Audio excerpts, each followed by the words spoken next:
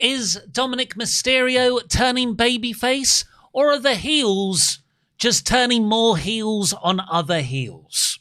I'm Oli Davis. That makes sense. Oh, no, it does. No, you looked at me funny. No, I was just performing for the camera. Right, you're mugging. I'm adding intrigue to the topic that we're discussing today. It's because I've been watching so much Man of Steel over the last couple of days that I'm used to chewing scenery. Yeah, om nom nom, eat this desk up. I'm Oli Davis. I'm joined by Luke Owen, DAD. Welcome to the WrestleTalk podcast review edition of Raw. If you haven't already, please press the thumbs up button. Give us a subscribe. Leave a comment down below with what you thought of this episode. And if you make it all the way through to the end of the episode, we'll have a secret word for you. Yes. Because this has been our favourite thing to do recently. And apparently a lot of you as well. And of course, send in your chat Gables to WrestleTalk.com/support. We'll read out every single one over $5. Yes, but we want to kick things off today talking about Dominik Mysterio. But mostly because I don't think I could do another video talking about Seth's group and then feuding with CM Punk. Yeah, or Gunther. What are we doing with Gunther? The same thing. I thought this was a totally fine episode of Raw. A very good triple threat match, but which one am I talking about? Oh, I think you mean the one where everyone tried to kill Chad Gable. Man, those Mexican luchadors have taken this personally. Go for Mexico, is it?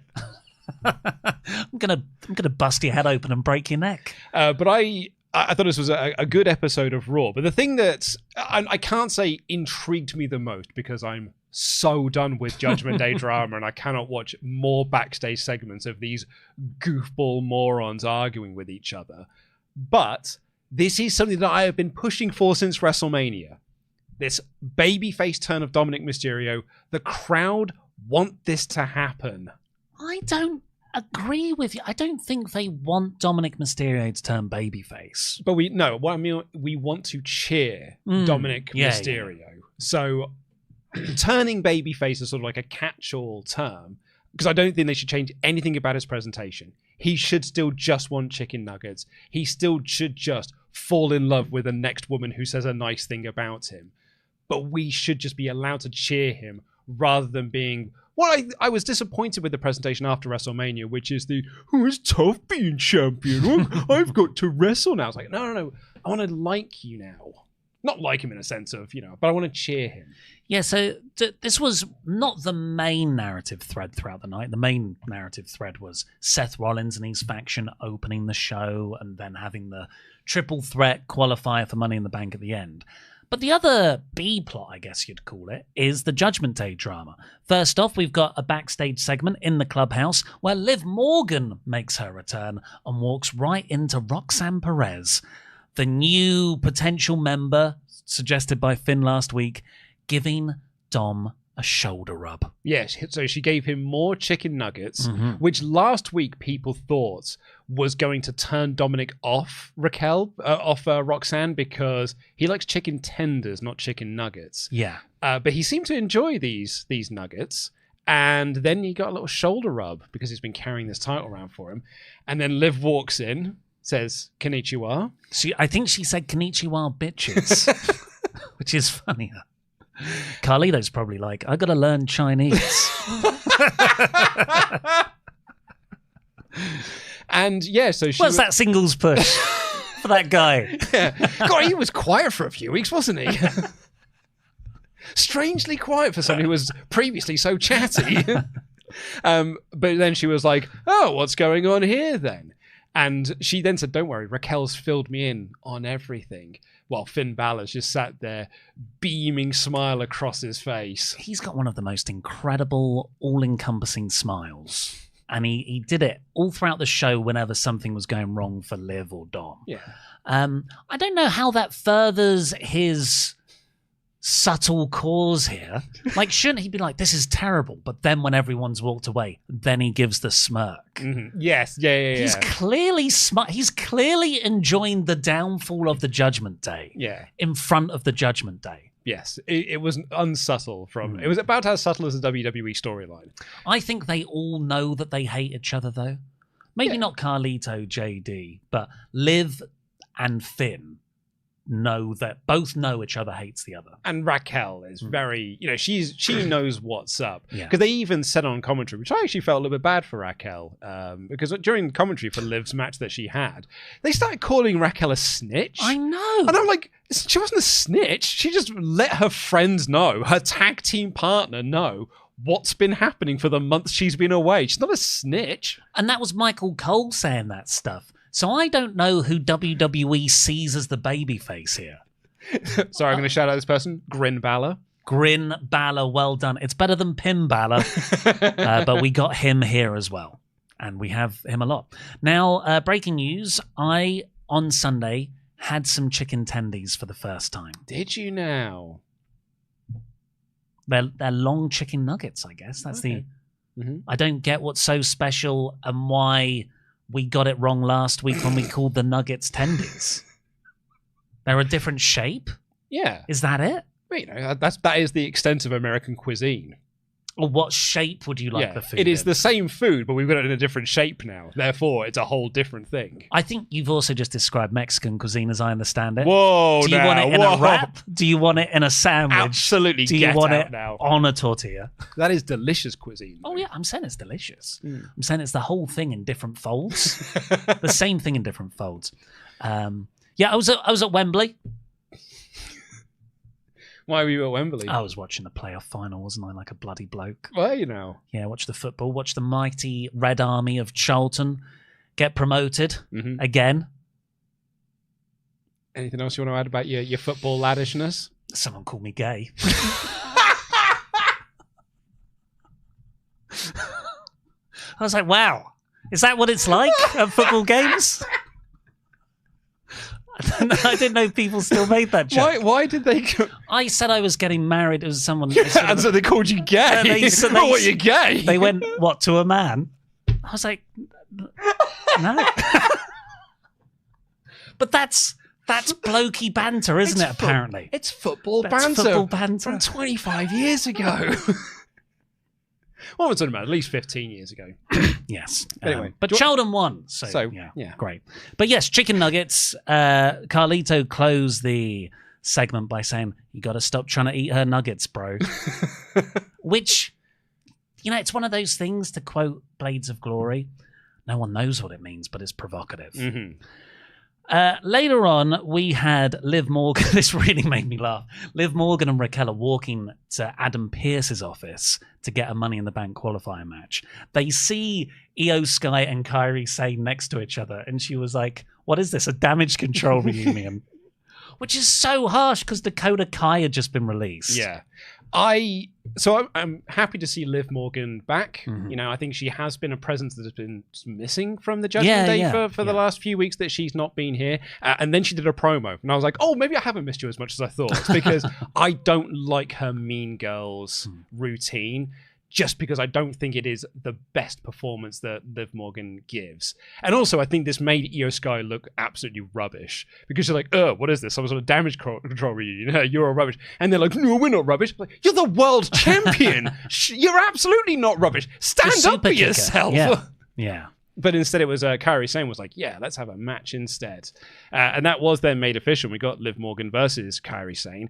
This actually reminded me of, do you remember the match on Dynamite that we covered a couple of weeks back where they did like a botch move? It was the Mina Shirakawa match where she botched one of her moves and then the crowd chanted, this is awesome. Yeah.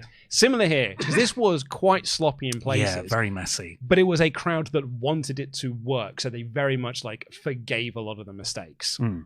The main important bit here was the finish. So Kairi's on the top rope. Roxanne Perez appears from out of nowhere, pushes Kairi off the top rope to help Liv, but Raquel starts shouting at Roxanne. For some reason, that distracts Liv, who's about to hit an Oblivion, and Kairi gets the win. Yeah, she sort of does it. She kind of blocks the Oblivion, gets a high stack, and pins Liv Morgan. So Liv, she might have been gone for 5 weeks or whatever, but right back to her losing ways as normal. She'll qualify for Money in the Bank next week. And then they go backstage. There's no audio for the first 30 seconds, but they're all arguing, Liv shouting. But then Liv blames Raquel because she was the veteran. She should have known what to do there. Raquel's the veteran, is she? Mm. How long has she been on the main roster for? Longer than Roxanne, I guess. You're relatively a veteran. You're relatively a veteran here. And Finn, again, he is full-on grin Balor. And this is when Liv's like, I'm going. Dom, come with me. And Raquel chases after them. Now, here's my Dom plot thing. Mm-hmm. I think they then went off and Liv was like, look, sorry to have done that to you, Raquel. I know what Finn's doing. He's brought in Roxanne to do this. Dom, go out in the main event and screw him over. Because conspicuous by his absence for some of Judgment Day's matches has been Dominik Mysterio, and they did make that point during the main event. Hey, Dom's not been ringside for ages now, and here he is, and he interferes, and it backfires. Yeah, so it's Seth Rollins, Sami Zayn, Finn Balor. We'll cover it in more depth in the play-by-play, but the finish is Finn Balor is down in the ring with Seth. Sami's been taken out outside by the Bronze. And Dom runs in, he gets the steel chair, just like he did for Liv Morgan, Rhea Ripley, and slides it in the middle of the ring. Slightly towards Finn, but only just enough so he can argue that he did. Yeah, it's a case of, if this was not done intentionally, you've got terrible aim. Yeah. Because you had time, you positioned yourself to slide it there. Finn goes to pick it up, but Seth, he's quicker. He hits a stomp on Finn's head on the chair. Seth gets the win. Yeah. And Dom's like, oh no. Oops. So yes. And then they disappeared. Yeah, and then they Thanos away and CM Punk appears. So yeah, overall, that's the Judgment Day saga. A lot of stuff happened there. Liv returns. Dom kind of screws over Finn. There's dissension between Liv and Raquel, kind of. So yeah, I do think this is building to Liv, Dom, and Raquel turning on Finn and Roxanne. Yeah, or more likely Finn, Roxanne, and Carlito turning on them. You kind of actually want to. But does JD fall? He's with Finn, surely. Yeah. But you want to make sure that Dom, Liv, and Raquel look like the smarter ones, like they outsmart the heels in this sense. Because Finn's plan is so clearly quite obvious, it would make them look like complete dunderheads if they fall for it. So I think they should be the ones to turn on them. So I'll correct myself when I said more likely. You're right. They should be the ones to turn on them. And I think it will allow us to cheer them, because I think this crowd are also not just ready to cheer Dom, they're ready to cheer Liv as well. Maybe less so Raquel, because I think that would require her to get her reaction. But I think people are ready to cheer Liv Morgan because she has got a very vocal fan base. Do you think people are there to cheer Finn? Because when I go online sometimes, people are like, oh God, it's terrible being a Finn Balor fan. Or I thought nothing could be worse than the Demon booking against Roman Reigns under Vince. But now I see it can be with Balor. You don't think WWE see Finn Balor as the face coming out of this? I think that ship has sailed. I think you want to invest your time. Because I don't think this crowd, if you go to those live events and stuff, like, judging by the live event crowd, are desperate to cheer Finn. The online crowd may be, but I think this crowd in buildings are very much into the idea of cheering for Dominik Mysterio. Well, should we see what everyone says on the not the Omega chats? That's what am I talking about? The chat Gable. There he is. Let's open this up. Expedition 33 says, Pin wasn't smiling for the chaos happening in the clubhouse. He's smiling because Tottenham finally won a trophy after 18 years. They still suck, but not the point. Also, Jey Uso as champion, not working for me. He has such a limited moveset. It's got a meh. Uh-oh, you used the M word. CM Punk's going to be on the phone to you soon, mate. Yeah, it's you're the football fan here, so yeah. Ask me any questions you want. Yeah, what did you make of the Spurs? You mean El Crapico? Did you hear this? No. Well, you know, there's the famous Barcelona, I think, Real Madrid game, Champions League final called El Clasico. Right. The Man United Tottenham game last Wednesday was called El Crapico because they're both so bad right now. Oh, I see. That people support Tottenham in the office, and it's toxic, if you ask me. It was worse when there were lots of them and Arsenal fans all arguing at the same time. My wife came into work in the office one day, and she said to me, "It's like, the football banter in your office is terrible." And I said, "What, from just like a banter type?" She's like, "No, the fact that it happens. It is dreadful." Christopher Hines writes, "Afternoon, gents. Love both triple threats. Dragon Lee needs to be on TV more. Also, Finn grinning from ear to ear during the Judgment Day backstage segments made me laugh more than it should. Didn't make me laugh, but I do agree on Dragon Lee. When he was in that match, I was like, why? Why is he in this match? Chad, I get. Penta, I get. What's Dragon Lee done to deserve it? But then within a couple of moves, I was so happy he was there to throw himself into the announce table. And get pinned. Rafael Garcia writes, to put things in perspective, sort of, chicken tenders are the tenderloin of the chicken. Strips and nugs are the amalgamation of the white meat, and fingers are pieces of the bird. Also, Bron and Bronson sounds like a cool tyre shop or an injury law firm. Bron and Bronson. Yeah, I think Stephen Larson said this on Going in Raw, this idea that they do sound like, if something gone wrong at work, call Bron and Bron. Or Bron and Bronson. I mean, it's weird to say that one of them is an amalgamation of white meat and another one is a different amalgamation of different meat. Yeah, pieces of the bird. That's another word for amalgamation. And the tenderloin... So is a chicken tender then an actual cut of meat? Yes, like it's with a pork tenderloin, yes. Right. I'll just do a few more. Real Double J writes, I grew up loving the blue blazer and Los Conquistadors gimmick. Now I doubt Coco Beware will show up, but we need El Grande Americano running around shaped like a Creed bro, an Ivy Nile, maybe even a Dirty Dom, only to be unmasked. Shane McMahon. Yeah, no El Grande on this show this week. And he's not announced for Worlds Collide either. It's Chad. Chad Gable, yeah.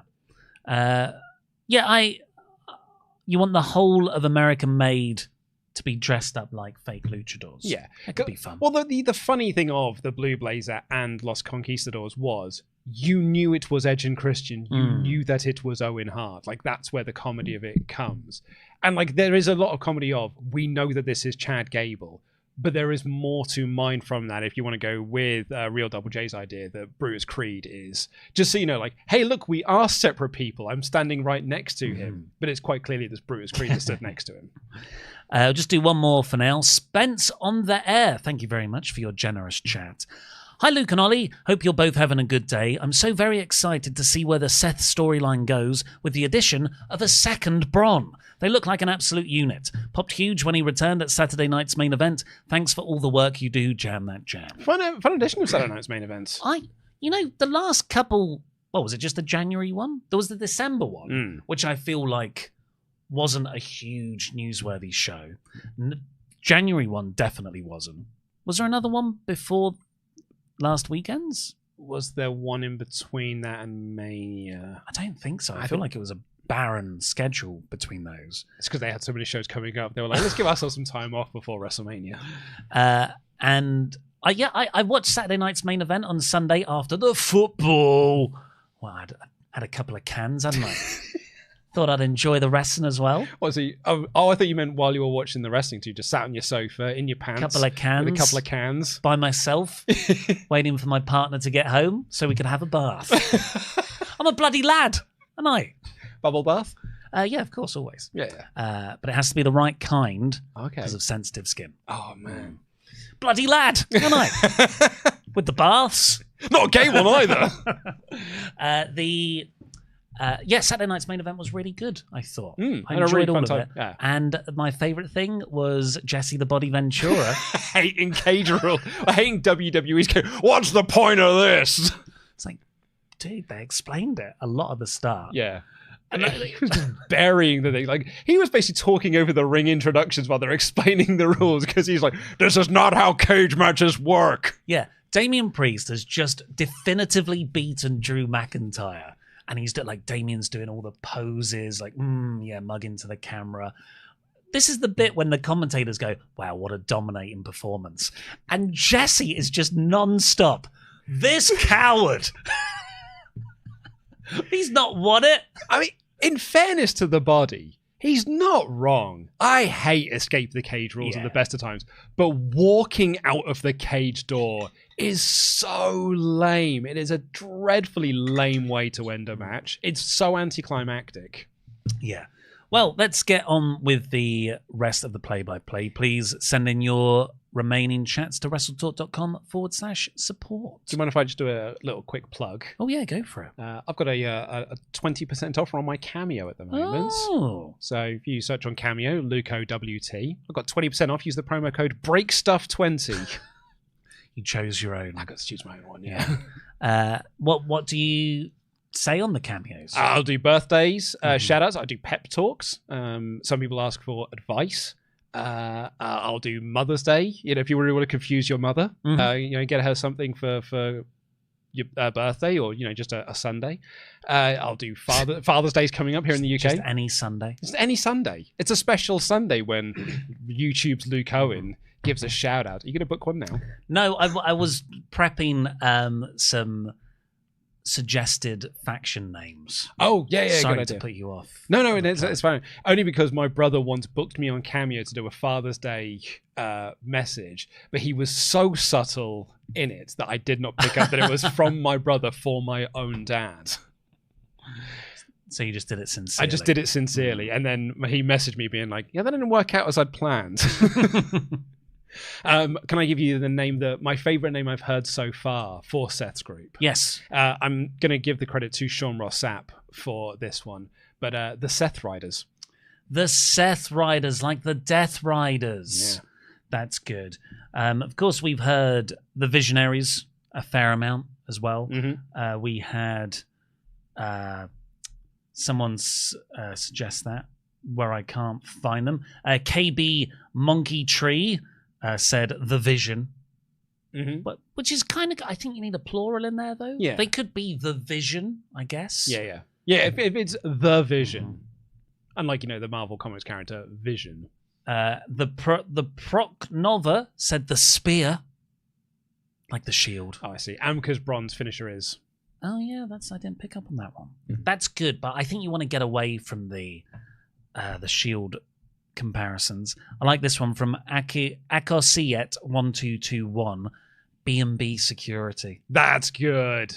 Because Seth used to have J&J Security.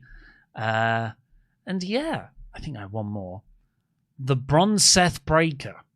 The Bronze Seth, because I like Bronson. It's all their names. Yeah. That's from Mr. Torg High Five Flexington. Okay. So it's not quite, it hasn't got Paul in there, unfortunately. No, rework that. So this episode opened with Bronze Seth Breaker. Mm-hmm. Very nice. Bronze Seth Breaker Man. Workshop it. And they came out and it was up for Heyman to introduce each member of the faction now that Bronson Reed has joined in the Saturday night's main event angle. And he said, Bron Breaker, true bloodline of a badass. A lot of these were barbs at Roman Reigns, quite neatly done. And it's a reference to Scott Steiner. Mm-hmm. And Rick. We got Bronson Reed. The explanation for why he's joined, as we suspected, is because Seth knows what the guy can do. He hit those 6 tsunamis last summer, made a name for himself. Yeah. He's hungry. Yeah. I thought they were more going to go the way of, well, Heyman saw him join the Solo Sikoa bloodline in War Games. Oh, that'd be a nice touch as well. It also is a nice way to make you forget that Bronson Reed did not win that feud with Seth Rollins, and in the process also lost to Braun Strowman, no longer with us on the WWE roster. But I think it's actually a nice little bit of justification for Bronson to be in this. Yeah, genuinely like a kayfabe-wise thing of, he was a guy that knew he needed to make a name for himself, so he had to target the biggest name he could, so he targeted Seth Rollins. He understands what it means to be the future of this company. I really enjoyed that as an explanation. And then Heyman gets to Seth, the leader, at the end, and told us all to acknowledge him, which got loads of heat. And people started chanting for Roman Reigns. I think we're a couple of months away. Like he'll be back before SummerSlam. I think Roman. So this is a way likely that maybe the SummerSlam match is Seth versus Roman. Do you think he's won the World Heavyweight title by then? Well, if you're going by my plan, I think Seth is going to win Money in the Bank. Maybe he does cash it in and Roman stops him, which is my other pitch. Yes. And that can lead to the Roman-Seth match for SummerSlam. Do you think Seth cashes in at Money in the Bank on Jey? No, you do it the following night after the Gunther match. Oh, of course. Or 2 nights later. Yeah. Because then you might cross the streams too much with the John Cena, Cody Rhodes stuff. Yeah. becomes a bit strange. Seth, after that, Paul Heyman's great promo, reintroducing everyone. Seth then spoke for about 4 hours, where he just said, I'm the future and I'll win Money in the Bank. Well, he also did make fun of the crowd because this crowd, like we said from the start when they didn't change his presentation, continued to sing his song. And then he's like, you liked me 5 minutes ago. Now you're chanting profanity at me. Yeah, they chanted F him. Yeah. It is inviting the crowd to not play along with the story and just play along with themselves, which they then did do, which I do feel undermined the act somewhat. But yeah, that was the segment, really. I enjoyed the Heyman stuff. I thought Seth went on far too long.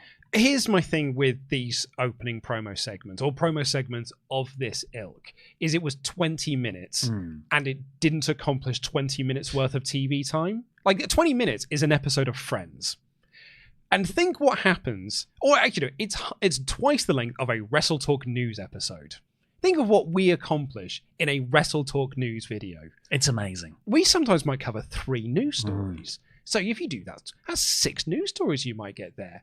In the opening 20 minutes of this show, Seth said, I'm going to win Money in the Bank. It should not take you 20 minutes to get to the point. And then when I watched the rest of the show, and I do think this was a good, effective weekly TV wrestling show, it did feel weird how few people got full entrances. Yeah. And I know, like, entrances...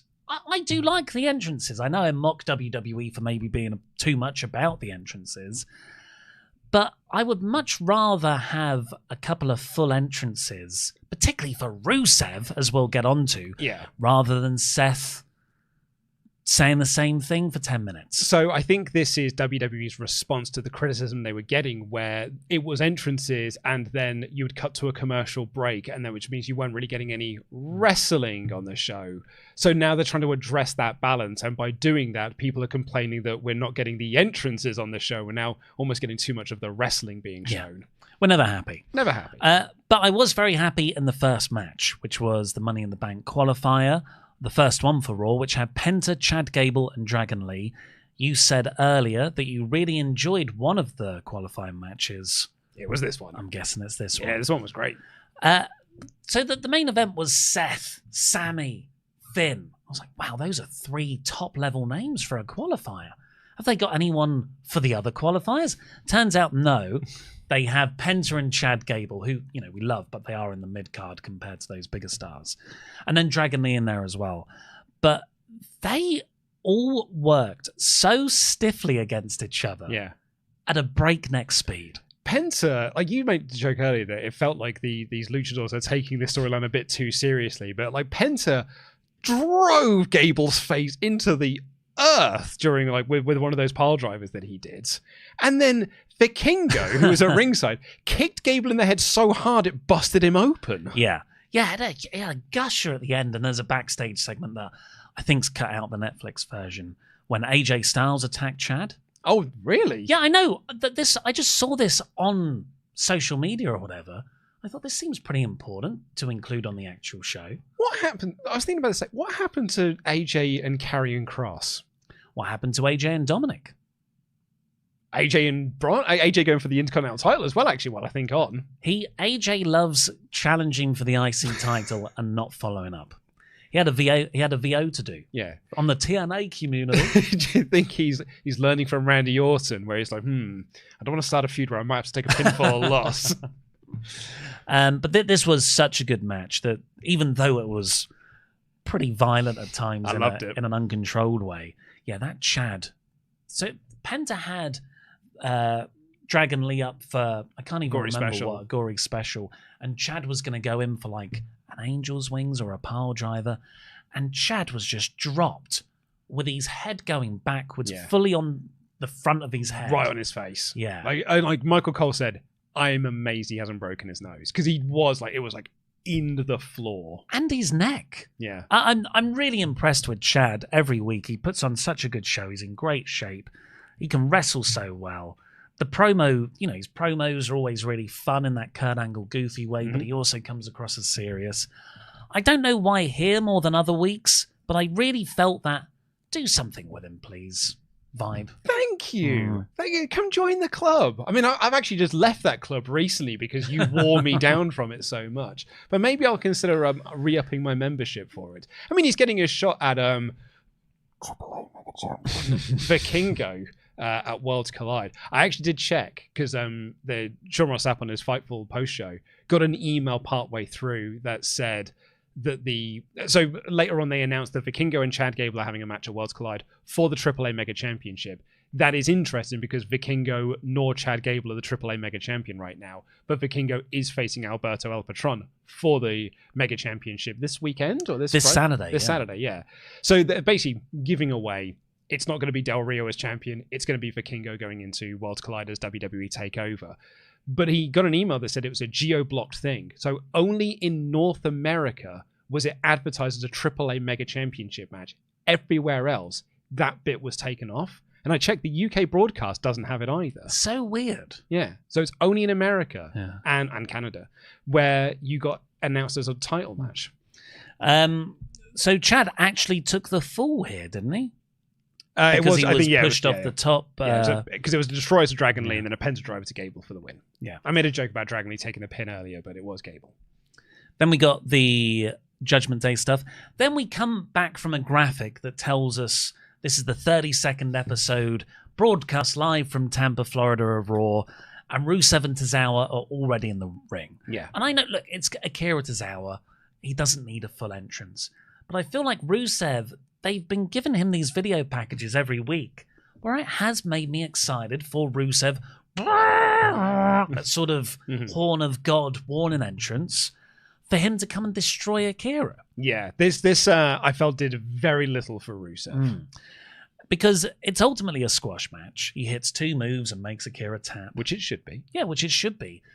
But you also need a lot of pomp and circumstance around that to make it feel special. This just felt like a throwaway squash match. Rusev continues to beat him down afterwards. Out comes Sheamus to stare him down. That's obviously going to be a big, beefy feud. Yeah. Or as you've joked earlier, a League of Nations reunion. Come on, Del Rio's right there. Maybe it's a 3-way at Worlds Collide. Yeah. Well, oh man, could you Del imagine? Rio, Chad, and Vikingo.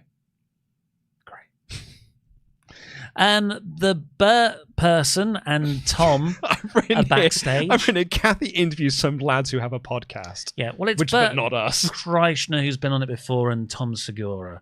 Who all the power to you if you find them funny. It's not for me. Are they comedians? They are comedians. Okay. Yeah.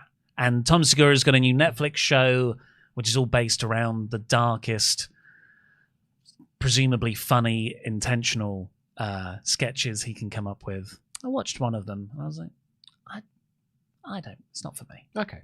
And usually I'm quite up for horrible things. I just don't find it funny. And they do some comedy with the War Raiders, but has his top off because that is also part of his comedy. If this happened during the Vince era of WWE, we would not have been surprised. Yes. This felt like Vince era backstage segment with celebrities. Mean Gene Okerlund needed to walk in and be like, what's going on around here? And Farouk? Yeah, exactly. Damn. Farouk would have showed up and said, damn. Sami Zayn's in the locker room. He's talking to Jey Uso. Jey says he's got Sami's back. Don't worry. It's all right. They'd actually need to film a new one of this because they got about 10 of them to pick from the archives. Yeah, they should just record a bunch in a batch. I do not need to see a backstage segment with Jey and or Sami saying, I've got a match tonight. Then Jey and or Sami walk in and say, don't worry, I've got your back in the main event. New Day, War Raiders and Creeds. They didn't really get an entrance either. Bert and Tom down some pints before the match as well. That's American beer. It's quite easy to do. But it's bubbly.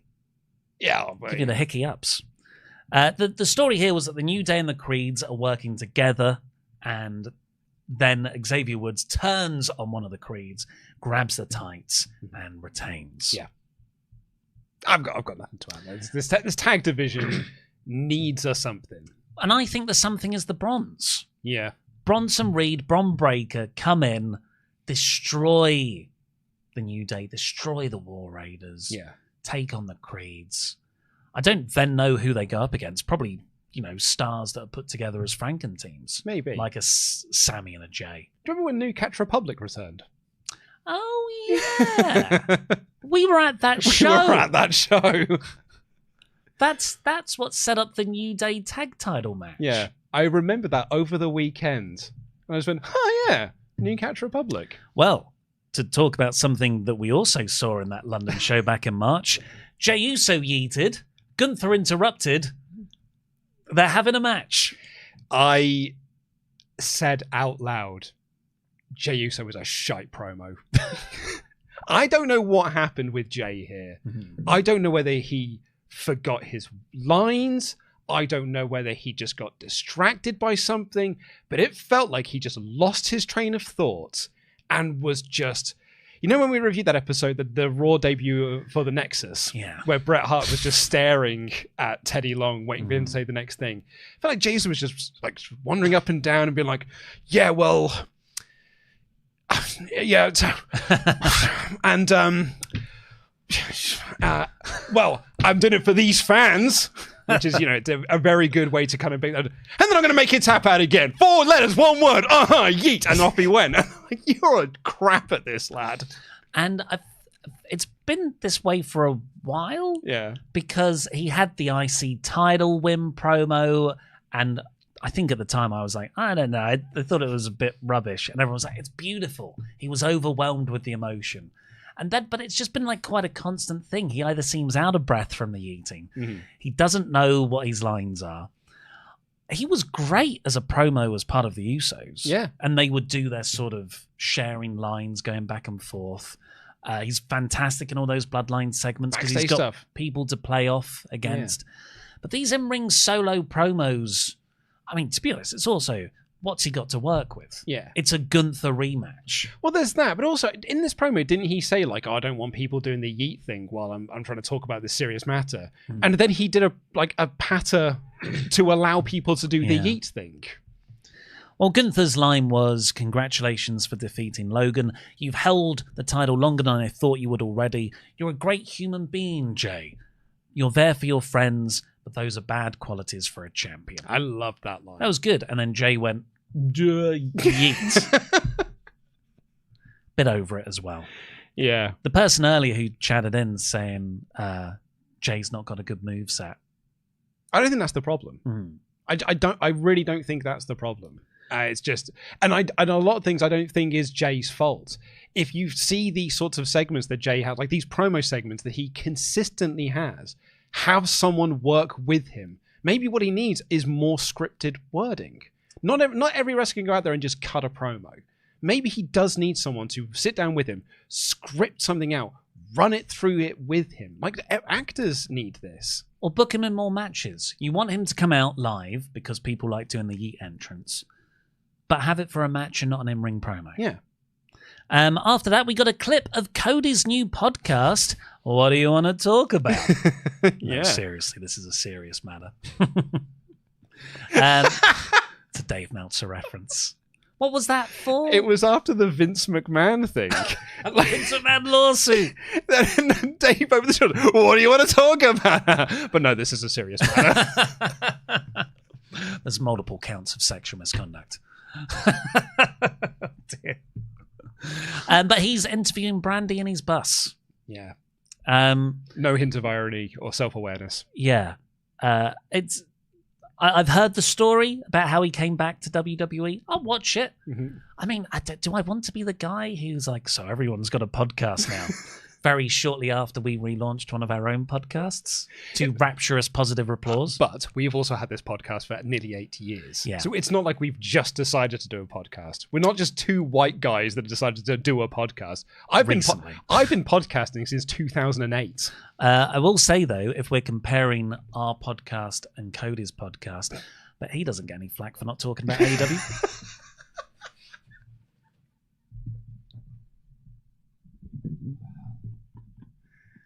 Can I say that? I don't know. I want to almost quote Professor Dan Layton. You must stop. I want everyone to go over to that. What do you want to talk about? AEW. Will you review Dynamite? Just comment on Cody's podcast. Why won't you review Dynamite on this show? Don't worry. The In 5 Minutes review is back on Thursday. And the podcast. And we're reviewing on the podcast on Friday. We've moved the podcast to Friday. Oh, man. Titus O'Neil's in the crowd. Yeah, he was. That was a surprise. Yeah, he got the least pop of the three they showed as well. He's doing some kids show, I guess. Oh, yeah? I don't know. I tried to read his name bar and I guess I got bored. Rhea Ripley got a video promo about her being in Money in the Bank. She warned both Tiffany and Io. Because, of course, she could cash it in on either. I think her winning and going to SmackDown would be a little bit of a fresh coat of paint for her. Yeah. We had the Liv Morgan-Kyrie same match in this, and then we got the Judgment Day fallout backstage. Then Lyra Valkyria had a promo. I thought she was a bit stilted by herself in the ring, but as soon as Becky came out and they started going back and forth, I thought it was really good. Me too. I thought it was very weird. What I loved about this, absolutely loved, is without saying the word politicked, Lyra said that Becky politicked her way into getting an IC title shot. I loved that because that really ties into this Becky Hogan character that she's now presenting on TV. I think that is a chef's kiss. Brilliant addition to this. But then she's like, and then Becky made this personal. It's like, wasn't it personal already? Well, I thought it was fun.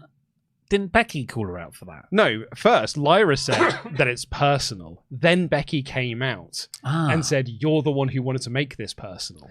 Well, Becky's line, which I wrote down because I found it so funny. Becky says, look, I actually won that night at Backlash because I went home with my hot husband and you went back with your weird fiance to the hospital. And Lyra said, your husband? You mean the only talented thing about you? And then Becky said, stop making this personal. When Becky had done that first. Yeah. I think Becky's doing really good heel work. And I think ever since that Backlash match, they've got a really nice feud here. Me too. I'm very much looking forward to that because they're having a rematch at Money in the Bank. They added the stipulations on here that if Lyra wins, Becky can no longer challenge for the IC title. I'm presuming just while Lyra is champion. Yeah. But if Becky does win, Lyra has to raise her hand, which unfortunately Lyra slightly undermined me. I was like, well, I would have done it anyway because I'll always raise the hand of the woman who is better than me. But I think what will be really fun. Again, I'm going there, guys. Join me in this journey.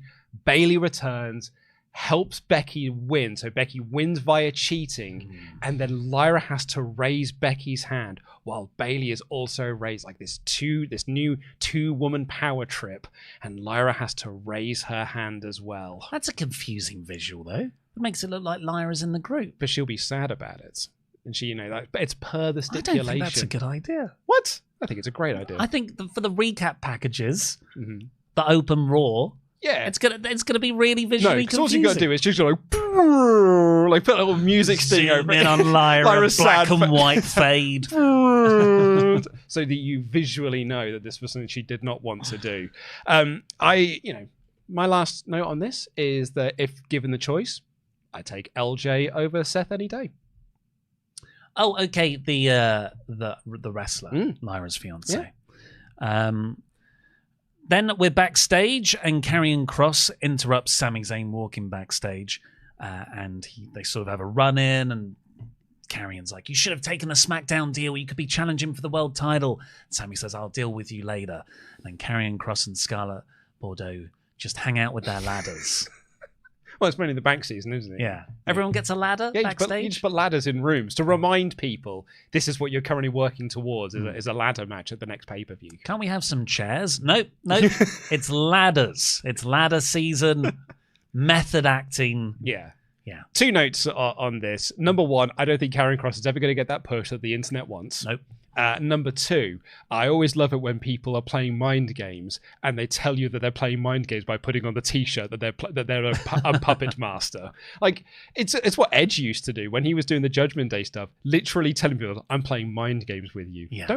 That's not what people who are playing mind games do. Tell you I'm manipulating you. Unless it's a next level mind game. Yeah. The best thing to do in a game of Blood on the Clock Tower, if you're playing with the marionette, is to tell both of your neighbors you're the marionette. Because that is playing the puppet master. As opposed to just wearing a T-shirt that says, "It is you." The main event was Seth versus Sami versus Finn, as we've already covered. This was the qualifier for the men's Money in the Bank match. And I felt like the crowd were quiet. Not that they weren't into it, but this is 4 consecutive nights in the same venue, I believe. SmackDown, Saturday night's main event, NXT Battleground, and now Raw. Could have been 5. Could have been 5, but NXT couldn't do it. Yeah. But I feel like the fans of the Performance Center wanted it there. You know, take the Hogan Bischoff TNA era. Be like, no, fans wanted us back on Thursday nights. When I saw that, I don't want to make it about tribalism, but it reminded me of the Javon Evans Ricochet feud a couple of weeks ago, where Javon Evans is like, yeah, why don't you just go back to wrestling in front of 2,000 people or whatever? It's like, the Performance Center is significantly less than that. Yeah. And you just couldn't sell out a 2,000 seater. Yeah. Well, technically 10,500 seats, but they only sold 1,700. So I think the crowd were a bit tired from that. But I also think WWE's booking is so reliant on run-ins and interference at the end that it's really hard to get the crowd invested in a main event match, particularly a match that involves Seth Rollins, because they're all waiting for when Bron Breakker runs down. I don't even think it's just Seth Rollins. It is a main event of Raw. Like I find myself, and actually it's most WWE matches now. It's just waiting for the interference spot. And you look at this card. The opener had interference. Rusev and Tozawa didn't go long enough to have interference. New Day had shenanigans. Liv Morgan and Karrion had interference. Then this main event had interference. So 3 of the 5, and I really say 3 of the 4 had interference because the Rusev match barely counts, more of an angle. And this had 2 bits of interference, 3 bits of interference. Yeah. And it's I think Triple H booking triple threats is a way for him to do interference and weapons and not have to worry about DQs. That's what happened. It's well, before that we had Sami hitting a split-legged moonsault, sort of reference to Sabu. He did the point and everything, which was nice. But in the final third, that's when the crowd start to get into it. Sami, there's a sequence of finishes, and Sami sort of had it won with a haluva kick on Seth, but the Bronze pull him out, and Jey Uso makes the save for Sami. Breakker spears Sami or Jey, I can't remember which, and that's when Dom slides the chair in the middle for Finn, but Seth capitalizes. Seth wins. Seth's in the Money in the Bank. Gotta be the favorite, surely, for the match. And then CM Punk's music hits, even though he did it again. Paul Heyman told me at the start of the show he's not going to be here. Just like Stokely Hathaway told me FTR aren't here tonight. And it gets me every time. It got me this week. Legit, it got me this week. I did not think Punk was on this show. And then when his music hit, I was like, oh, they actually led me down the garden path. I think he's only missed 1 show since Mania. But it's still surprising when he runs out. Yeah. So it's a bit of, well, it's a clever way they did it. The Bronze are waiting at the entrance tunnel, but Punk sneaks in through the crowd. GTS on Rollins, runs out and poses in the crowd. Yeah. Good little ending. And overall, a pretty effective, solid episode of Raw. I would agree. I think my only things I have with WWE at the moment is that while I'm enjoying a lot of the sort of stories and the characters and stuff, I don't think I'm hugely invested in many of the feuds. I'm not hugely. I'm into Seth's act. Especially now they've got the introduction of Bronson Reed. But that's partly, I think, just because they're new. I'm not into them feuding with CM Punk because I'm sort of done watching CM Punk and Seth Rollins feud and wrestle. Jey as WWE as world champion isn't really working for me. I've already seen him feud with Gunther, so that promo segment doesn't really work for me either. The thing I'm enjoying the most is Lyra and Becky on the Raw side of things. Well, let us know your votes. We've got a poll up now where you can cast your rating for this episode of Raw. Before we get into your remaining chat gables, let's say a big thank you to our wonderful PledgeHammers on Patreon, patreon.com/WrestleTalk. Without you guys, we couldn't do all the things we do. So please go over and support us there, where you get loads of exclusive content and also your name read out on this very show. Like, he clashed at the castle, William Wallace. Willie, Big E Singleton. The Iron Zeke. And the Batsman, Nathan Batty. And of course, to the mods, Andy. Ian.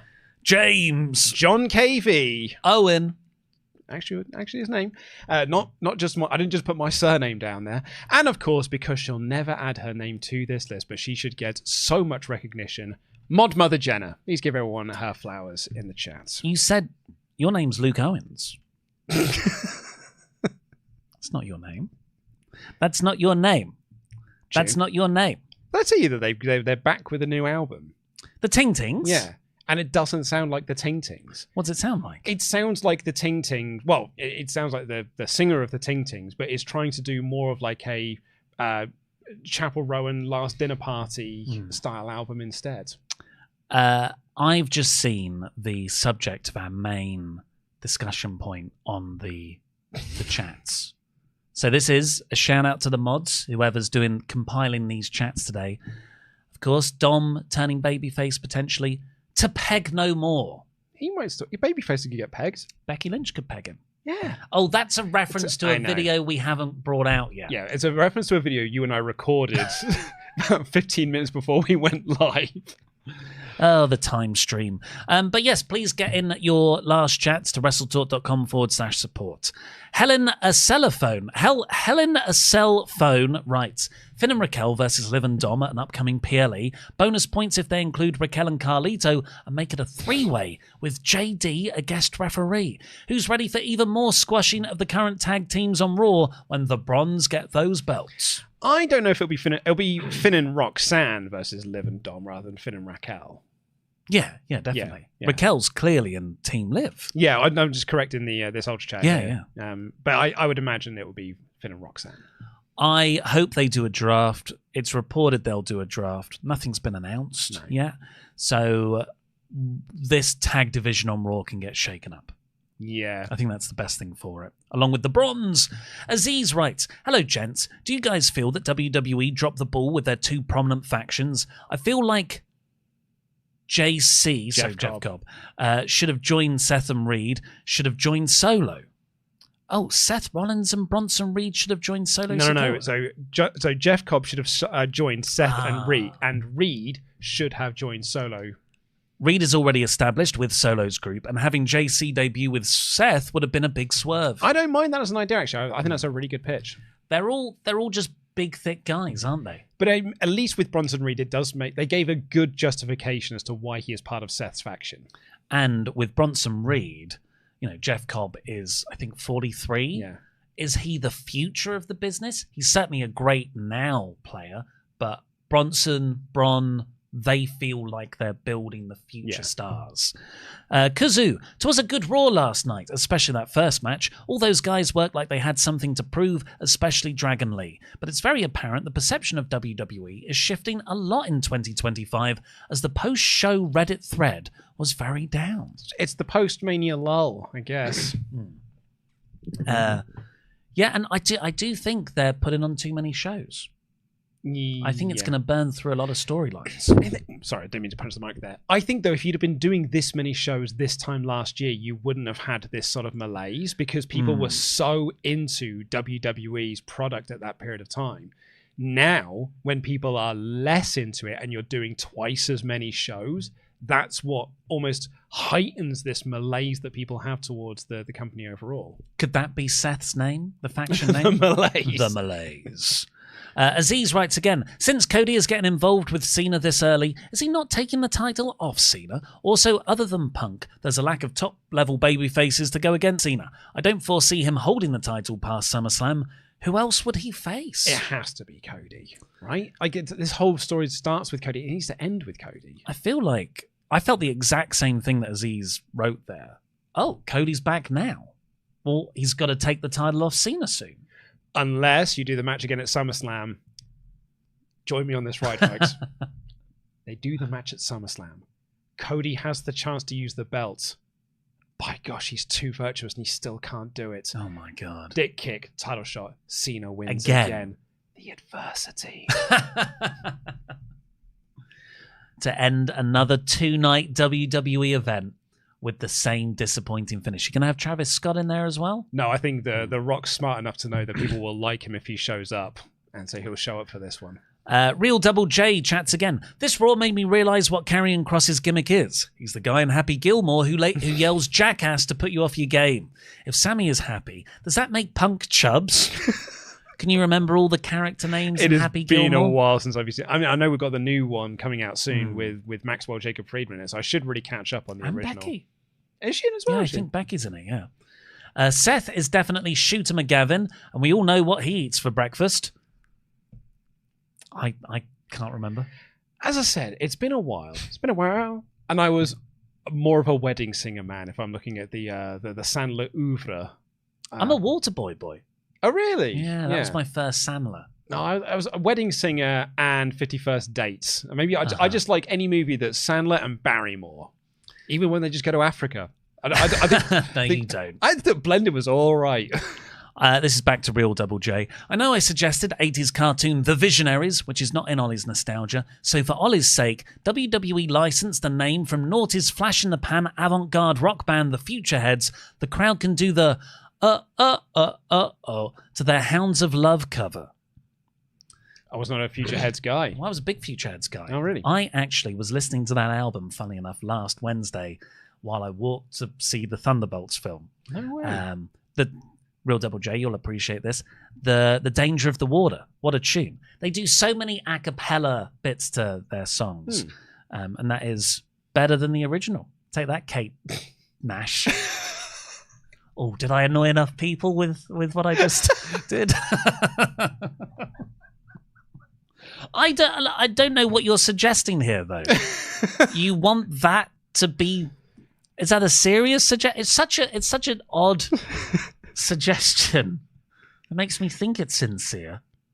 I think Real Double J's gimmick right now is to try and find very obscure references that will appeal to yours and mine sensibilities, and then work backwards to how you can shoehorn this in. So rather than have an idea that already, it is come up with the reference, then shoehorn the nostalgia in there.